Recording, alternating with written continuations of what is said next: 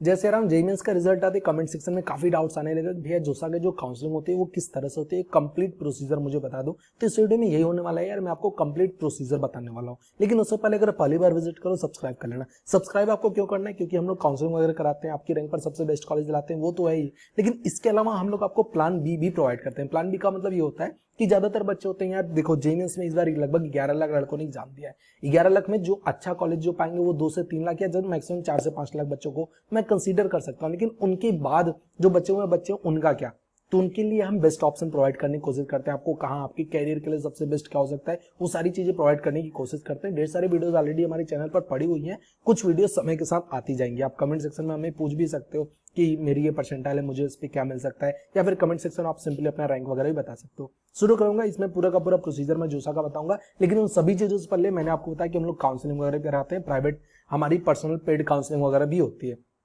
तो ये 2 टाइप की होने वाली है, एक है आपका फुल सपोर्ट, एक है फोन सपोर्ट। फुल सपोर्ट मात्र 999 का, याद रखना ये अर्ली बिड ऑफर से, इसके बाद प्राइजेस इसकी डायरेक्टली बढ़ जाएंगे, 1499 पर हो जाएंगी। ठीक है, तो जल्द से जल्द रजिस्टर करो। इसमें होगा क्या कि जब आप रजिस्टर करोगे तो हम आपको सामने से कुछ समय में अप्रोच करेंगे, मतलब कॉल करेंगे। आपकी जो भी डाउट्स हैं जोसा को लेकर के वो सारे के सारे डाउट्स क्लियर किए जाएंगे। इसका फायदा एक ये है कि इसमें आप सामने से भी कॉल करके अपने ढेर सारे डाउट्स क्लियर कर सकते हो। इसका एक और बड़ा बेनिफिट ये है कि हम जोसा के साथ साथ इसमें आपको आईएसटी, आईसर, आरजीआईपीटी, आईआईटी, आईआईपी जैसे जो बढ़िया कॉलेजेस हैं उसके बारे में भी काउंसलिंग प्रोवाइड करते हैं। अगर कुछ डाउट हो तो इस नंबर पे आप व्हाट्सअप कर सकते हैं।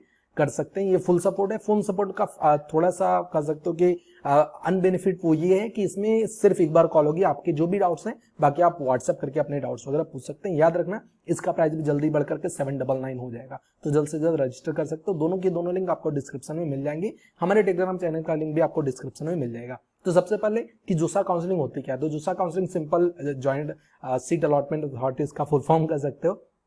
इसमें होता है कि इसमें आईआईटीज, एनआईटीज, ट्रिपल आईटी, जेएफटीआई जो चारों कॉलेजेस होते हैं, चारों टाइप की कॉलेजेस होते हैं, उसमें एडमिशन मिलता है। उसकी काउंसलिंग कराई जाती है और इसका कोई रजिस्ट्रेशन फीस नहीं होता। ठीक है, अगर आप सिंपली कट ऑफ क्लियर है तो आप जेईई एडवांस, ठीक है, अगर आप सिंपली जो जेईई मेंस का एग्जाम दिए, जेईई एडवांस का एग्जाम दिए तो आप इसमें सिंपली रजिस्ट्रेशन कर सकते हैं। इसके बाद जोसा कब स्टार्ट होती है, तो यार आप सबको पता होगा इस बार जेईई जो मेंस का एग्जाम, जेईई एडवांस का जो एग्जाम है वो 4 जून को होने वाला है। इसके बाद जो जेईई एडवांस का रिजल्ट आएगा वो 18 जून को आएगा, और कहीं कहीं जोसा काउंसलिंग वो आपकी 19 जून से स्टार्ट हो जाएगी। ये ऑफिशियली भी जेईई एडवांस की ऑफिशियल साइट पर है, आप जाकर के चेकआउट कर सकते हो।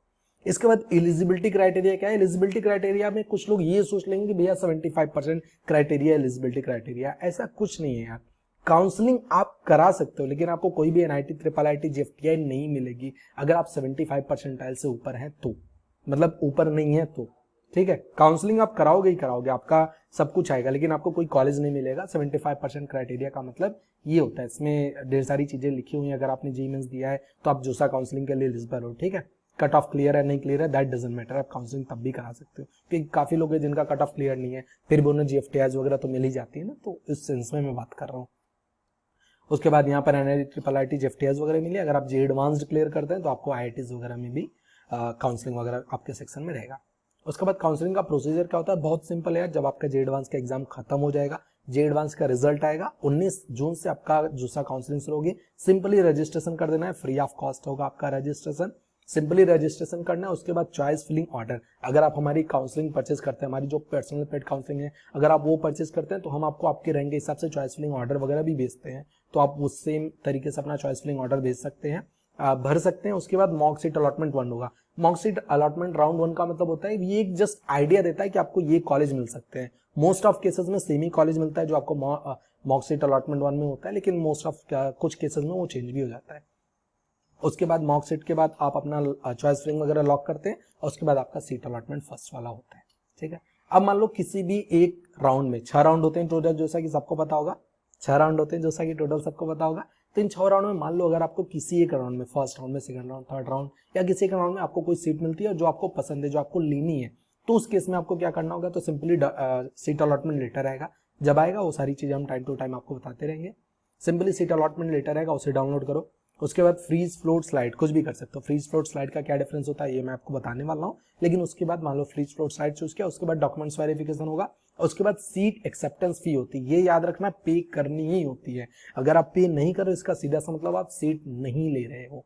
ठीक है, सीट एक्सेप्टेंस फी मैंने यहाँ पर दिखा रखी है 35,000 और 50,000 है।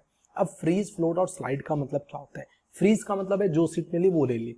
फ्लोट और स्लाइड में ज्यादातर बच्चे परेशान होते हैं। देखो यार, फ्लोट का मतलब ये होता है ना कि लेट्स से कि किसी एक राउंड में आपको सेकंड नंबर या फिर फोर्थ नंबर या फिर कोई भी एक लोअर आपके जो चॉइस फिलिंग थे उसमें कोई एक लोअर ऑप्शन मिल गया। फ्लोट का मतलब होता है कि आप इसके ऊपर वाली हर एक सीट लेना चाहते हो, ठीक है, अगर आपको मिलती है तो, अदरवाइज ये वाली सीट आपकी फिक्स है।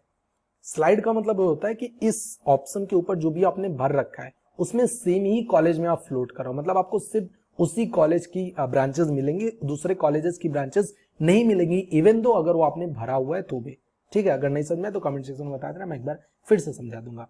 इसके बाद आपने सब कुछ कर लिया, आपको सीट पसंद है, फ्रीज फ्लोट स्लाइड कर लिया, डॉक्यूमेंट्स वेरिफिकेशन करा दिया, सैफ मतलब सीट एक्सेप्टेंस फी पेमेंट कर दी। उसके बाद क्या होगा, डॉक्यूमेंट्स में क्या क्या रिक्वायर्ड होते हैं? ऑब्वियसली 12th का रिजल्ट, 10th का रिजल्ट, कैटेगरी सर्टिफिकेट जो कि आपका 1 अप्रैल के बाद का बना होना चाहिए इनके हिसाब general EWS OBC, income certificate. कुछ लोग सोचेंगे भैया मेरे नाम का इनकम सर्टिफिकेट, बेटा तुम्हारे नाम का कुछ इनकम सर्टिफिकेट नहीं होता, तुम्हारे पापा के नाम का होता है। आइडेंटिटी कार्ड, सिंपली आधार कार्ड आपका। मेडिकल सर्टिफिकेट, ये जब आपका जोसा काउंसलिंग शुरू होगी तो एक मेडिकल हम फॉर्मेट शेयर करेंगे हमारे टेलीग्राम चैनल पर, इसलिए आप टेलीग्राम चैनल भी जरूर ज्वाइन कर लो।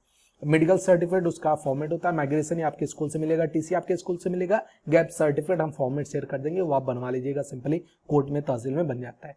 इसके बाद मान लो कुछ ऐसे बच्चे होंगे जिन्हें कोई और किसी और काउंसिलिंग में पार्टिसिपेट कर लिया, उन्हें एग्जिट करना है, तो जो आईआईटीज होती हैं उसके 5th राउंड तक ही आप एग्जिट करते हैं तो आपका जो सीट एक्सेप्टेंस फी है वो वापस होती है। अदरवाइज अगर आप 6th राउंड में ले करके नहीं, मतलब तब आप एग्जिट करते हो तो कुछ नहीं मिलता, क्योंकि वो एक सीट खराब हो जाती है पूरे साल के लिए, ठीक है। In case of NIT, triple IT या जेएफटीआई तो आप 6th राउंड तक एग्जिट कर सकते हो, क्योंकि वो जो सीट होती है वो सीएसएबी में यूटिलाइज हो जाती है, ठीक है। समझ में आ गया? सीट एक्सेप्टेंस फी मैंने आपको बता दी, फ्रीज वगैरह करके अपना एडमिशन वगैरह ले सकते हो। तो ये तो था यार जोसा का। इसके बाद 2 और राउंड होते हैं जो आप सबको पता होगा, स्पॉट राउंड जिन्हें बोला जाता है। इसके 2 राउंड होते हैं, इसमें आईआईटी छोड़कर के एनआईटी, ट्रिपल आईटी, जेएफटीआई सिस्टम्स में एडमिशन होता है। इसका भी एक रजिस्ट्रेशन फी होता है, जूसा का रजिस्ट्रेशन फी नहीं होता, लेकिन सीएसएबी का रजिस्ट्रेशन फी होता है। और इसमें जो बची हुई सीट्स होती हैं, बेसिकली बोला जाए तो कॉलेजेस एट लो परसेंटाइल आपको मिल जाती हैं या लो रैंक आपको मिल जाती है। तो यार अगर पहली बार विजिट करो, सब्सक्राइब कर लेना। मन में कुछ डाउट हो तो कमेंट सेक्शन में लिख देना है। थोड़ा सा आई नो कि थोड़ा सा तेज बोल रहा हूँ, क्योंकि वीडियो थोड़ी छोटी करनी थी और आपको सारी जानकारी देनी थी। तो सब्सक्राइब कर लेना, मन में कुछ डाउट हो तो कमेंट सेक्शन में लिखेगा। जय हिंद।